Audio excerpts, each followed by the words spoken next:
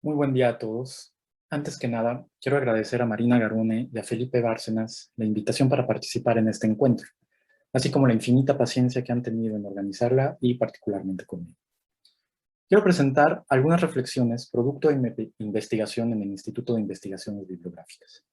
He titulado mi intervención Pensar la diáspora bibliográfica, memoria e historia del patrimonio mexicano.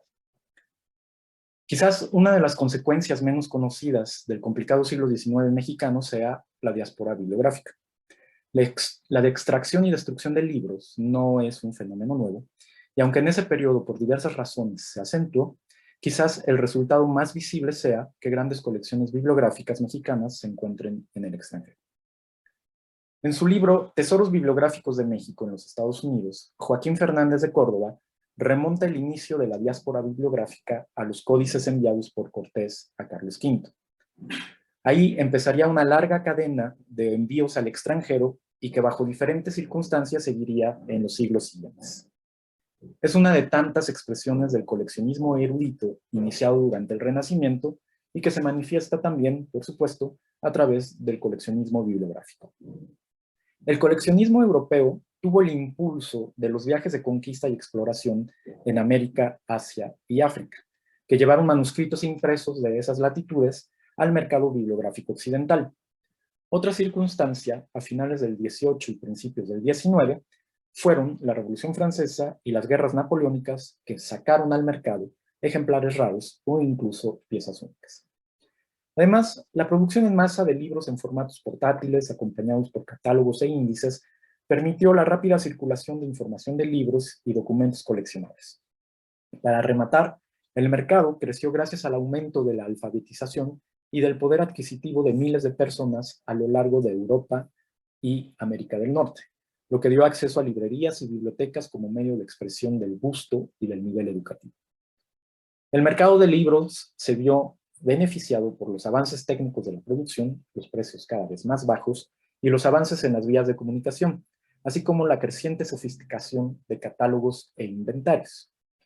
La mecanización de la producción editorial convirtió los libros en un bien de consumo cotidiano. La difusión de catálogos y críticas literarias permitieron difundir su existencia. Todos esos factores ayudaron a la creación de grandes colecciones, encareciendo libros que ya no estaban disponibles. Ya durante el siglo XIX, en Francia, Alemania, Inglaterra y otros países, el coleccionismo bibliográfico tuvo un gran impulso que perdura hasta nuestros días. En México, recién independizado, tuvo el efecto de insertar la producción bibliográfica local en el mercado internacional y, en consecuencia, desarrollar colecciones dentro y fuera del país. En otras palabras, la coincidencia del fenómeno coleccionista occidental con las circunstancias políticas mexicanas tuvo el doble efecto de aumentar el interés en el mundo por los impresos mexicanos y, como consecuencia, provocó la diáspora de colecciones hacia el extranjero. La reflexión en torno a la pérdida de libros y de colecciones tomó impulso en México durante el 800, principalmente hacia finales. Y hasta principios del siglo XX podemos observar dos fenómenos paralelos en la historiografía y la bibliografía mexicanas. Por un lado, los historiadores se dieron a la tarea de descubrir y constatar la riqueza de los impresos coloniales neohispanos. Por el otro, la diáspora tomó impulso y ocupó los esfuerzos de coleccionistas y escritores.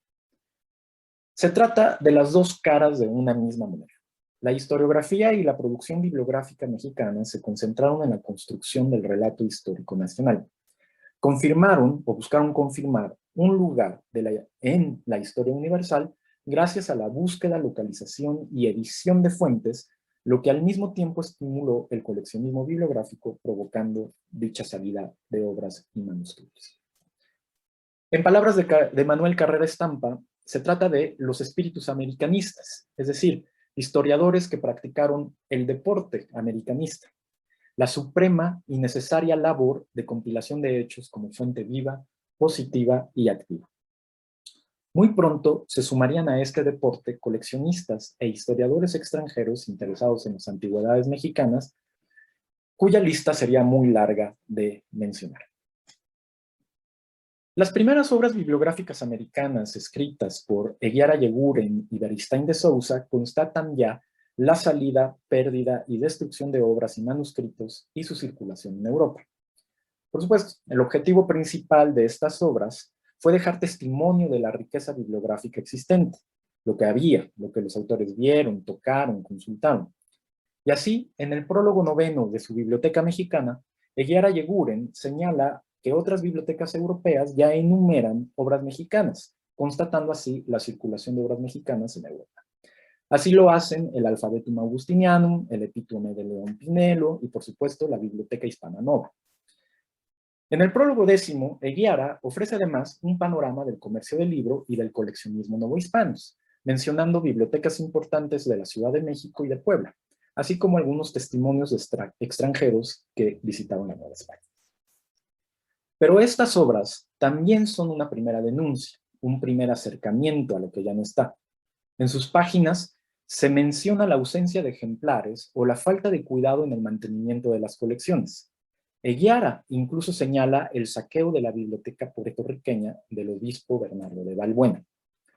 En su prólogo segundo, recuerda que los códices de los antiguos mexicanos, al ser confundidos con hechicerías indígenas, cultos idolátricos e imágenes demoníacas, los misioneros los entregaron al fuego, acarreando lamentable pérdida a la historia y antigüedades americanas. De la misma manera, Beristain afirma que en algunos repositorios ha habido tanto descuido que lo más precioso que contenían está ya en poder de los extranjeros. Las guerras de independencia latinoamericanas repercutieron, como puede imaginarse, en la pérdida de bibliotecas y archivos. De la Torre Villar afirma que, aún en poblaciones que hoy se encuentran totalmente detenidas en su desarrollo, existieron fondos documentales importantes, parte de los cuales se han perdido. Los que quedan no son sino restos de los que había antes de iniciarse la guerra insurgente. Muchas de las destrucciones de archivos y bibliotecas en ese momento se explican por la leyenda del odio, la necesidad de los insurgentes de romper con España. Así, la razón por la que algunos repositorios fueron conservados fue la necesidad práctica de resolver problemas judiciales, económicos o administrativos con los documentos que se resguardaban en ellos. La consolidación de las independencias llevó a que los nuevos gobiernos financiaran expediciones en Europa, en particular en España, para buscar documentos sobre la historia de las nuevas naciones, y así contar con testimonios demostrativos de sus posesiones territoriales. La constatación de la ausencia y salida de libros y manuscritos permite, pues, reflexionar sobre los trabajos bibliográficos elaborados desde el siglo XVIII y hasta el XX, desde la perspectiva de la diáspora bibliográfica. También permite una reflexión sobre su relación con la construcción del relato nacional, pues la búsqueda de fuentes históricas por parte de las nuevas repúblicas latinoamericanas comienza en archivos y bibliotecas dentro y fuera de América.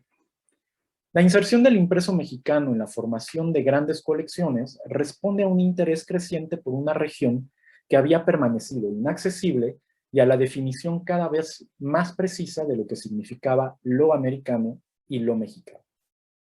En el ámbito del impreso mexicano, esa es una cuestión interesante, pues permite pensar la historia del impreso en términos cartográficos. ¿Dónde se imprimió? ¿Cuándo se imprimió? La recopilación de fuentes y documentos demostró la posibilidad de hablar de una producción bibliográfica local distinta a la de otras latitudes, pero comparable en calidad e interés, proporcionando una respuesta intelectual a la viabilidad de lo americano o lo mexicano. Así, los trabajos bibliográficos de Eguiara Yeguren y de Beristain de Sousa incluyen en su definición de mexicano o de hispanoamericano extensas áreas del continente que hoy difícilmente serían consideradas igual. En todo caso, lo americano o lo mexicano es la referencia que le da sentido a la diáspora bibliográfica.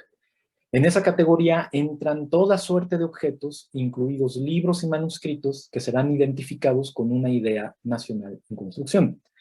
La ausencia de libros y documentos cuya extracción del lugar en el que fueron impresos, creados o coleccionados los pone en una situación comparable a la de una diáspora.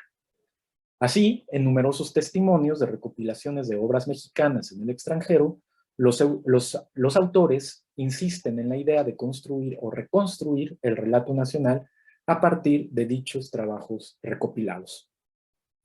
A Eguiara y a Beristain siguieron los grandes bibliógrafos del XIX. Historiadores interesados sobre todo en la historiografía de su país fueron bibliógrafos que localizaron y divulgaron cientos de fuentes para la historia en bibliotecas y archivos públicos y privados a todo lo largo y ancho del país. Al mismo tiempo, el régimen político a finales del siglo XIX buscó y encontró medios de difusión dentro y fuera del país, estableciendo instituciones culturales y científicas, participando en eventos internacionales y así subrayar la importancia de la historia mexicana en el contexto internacional. Por esta época, podemos considerar al trabajo de Francisco del Paso y Troncoso como la conclusión del periodo más fecundo de la historiografía y de la bibliografía mexicanas decimonónicas. Sus obras son un giro cualitativo, en particular los papeles de Nueva España, publicados a partir de 1905, y que pueden ser considerados el estado del arte de ambas disciplinas.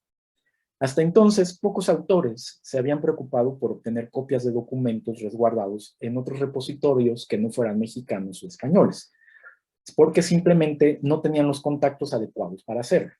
Solo Fernando Ramírez o Joaquín García y Casbalceta habían conseguido copias de documentos en la Biblioteca Nacional de Francia o en instituciones británicas gracias a sus contactos con otros historiadores y bibliógrafos. Pero este tipo de iniciativas, como la de Francisco del Paso, no fueron exclusivas de México.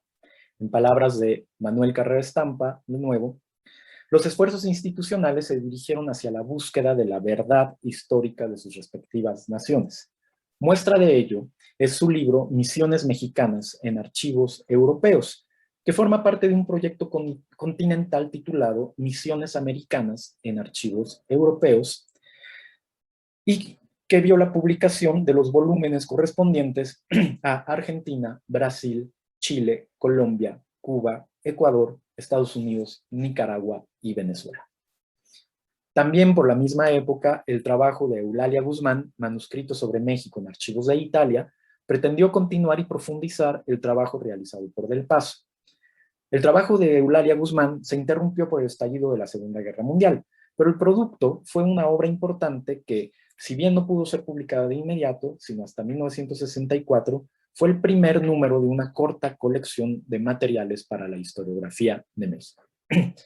En este volumen aparecen documentos encontrados por la autora en archivos de Milán, Bolonia, Florencia y Roma, y consigna también, aunque no pudo consultar debido a la guerra, las piezas existentes en Turín, Saló, Padua, Venecia, Génova, Módena, Lucca y Nápoles. Por su parte, Joaquín Fernández de Córdoba se ocupó de las bibliotecas estadounidenses en su obra Tesoros Bibliográficos de México en los Estados Unidos. Fernández publicó una primera versión en 2 artículos en la revista Historia Mexicana. Una tercera parte, anunciada a nuestro conocimiento, no vio la luz. Y estos 2 primeros artículos fueron reunidos y publicados bajo la forma de un libro en 1959 por la editorial Cultura. Ernesto de la Torre Villar hizo una aportación similar con Las fuentes francesas para la historia de México y la guerra de intervención. Y, aunque se concentra en archivos, también señala bibliotecas en Francia y en otros países como Portugal, Italia, Reino Unido, Dinamarca, Suiza, Austria, Rusia, Alemania, Suecia y Holanda. La tarea fue retomada en 1994 por José Pascual Bouchot con su catálogo Impresos Novohispanos en las bibliotecas públicas de los Estados Unidos de América. Para Bouchot, su libro fue un primer intento de poner al alcance de los investigadores nacionales un catálogo general de las obras novohispanas y anunció otras listas referentes a bibliotecas europeas e hispanoamericanas que todavía esperan ver la luz. Como conclusión, en la introducción a la obra de Fernández de Córdoba, Jesús Castañón Rodríguez lamenta la pérdida irreparable de buena parte de nuestro patrimonio. Se trata, por supuesto, de una pérdida para los repositorios mexicanos, como tantas otras similares alrededor del mundo, fruto de la historia particular de cada país y de una concepción colonial y mercantil del patrimonio predominante durante el siglo XIX. En el mismo sentido, Eulalia Guzmán tituló su prólogo Hacia la verdadera historia de México, subrayando la íntima relación que existe entre la historia de México y la recopilación de documentos dispersos en distintos archivos. Pero ciertamente los tiempos han cambiado. ya no se trata de una pérdida irreparable. Desde hace ya más de 30 años, la tecnología y la política internacional han puesto a disposición de manera digital y a distancia infinidad de esos documentos. Esta situación permite concentrarse no solo en estudios monográficos y de fuentes, sino también en la historia de la llegada y constitución de esas colecciones, dejando de lado complicadas reivindicaciones políticas. La diáspora que antes parecía irremediable, hoy ya no lo es, al menos desde el punto de vista digital. Para concluir, me gustaría citar una reflexión sobre el testimonio de la biblioteca de José Luis Martínez. Rodrigo Martínez Barax, su hijo, resume muy bien la idea de conocer una colección para completar. Y cito, pero más bien habrá que dar por hecho que mi padre tenía prácticamente todas las series importantes de literatura mexicana. Lo útil sería ponerse a investigar qué libros y series importantes se le escaparon para comenzar a completar y enriquecer la biblioteca. Pienso que esta idea resume muy bien el interés por conocer las vicisitudes de otras colecciones públicas o privadas, institucionales o individuales, y completar no solo su catálogo, sino también su memoria y su historia. Muchísimas gracias.